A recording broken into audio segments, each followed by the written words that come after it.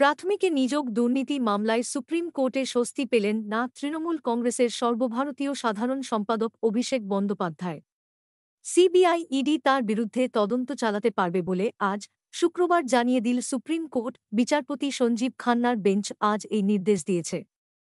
কলকাতা হাইকোর্টের বিচারপতি অমৃতা সিনহার নির্দেশকে চ্যালেঞ্জ করে সুপ্রিম কোর্টে গিয়েছিলেন তৃণমূল কংগ্রেস সাংসদ।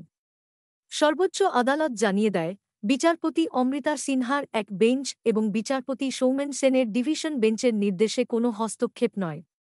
তবে ইডিকে আইন মেনে কাজ করতে হবে। আইনের বাইরে কাজ কিছু করা যাবে না। এদিকে আজ শুক্রবার বিচারপতি সঞ্জীব খান্না এবং বিচারপতি এসভিএন ভাট্টির ডিভিশন বেঞ্চ অভিষেক বন্দ্যোপাধ্যায়ের আবেদন খারিজ করে দেন। একক বেঞ্চ তদন্তে হস্তক্ষেপ করছে বলে অভিযোগ তোলেন অভিষেক বন্দ্যোপাধ্যায়। তাঁর অভিযোগ, একক বেঞ্চ ইডির তদন্তে তদারকি করছে, তাই তাঁর মা বাবাকেও জড়িয়ে দেওয়া হচ্ছে।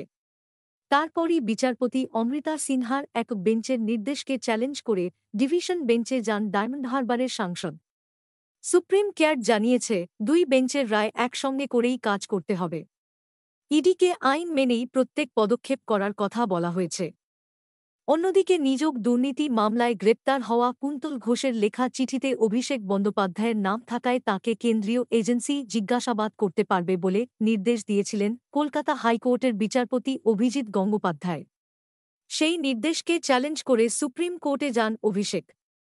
তবে সেখান থেকে মামলা ফিরে আসে কলকাতা হাইকোর্টে। সুপ্রিম কোর্টের নির্দেশে কলকাতা হাইকোর্টে মামলার বেঞ্চ পরিবর্তন হয়। তবে আগের নির্দেশই বহাল রাখেন বিচারপতি অমৃতা সিনহা। উল্টে অভিষেক বন্দ্যোপাধ্যায়কে ২৫ লক্ষ টাকা জরিমানা করেন।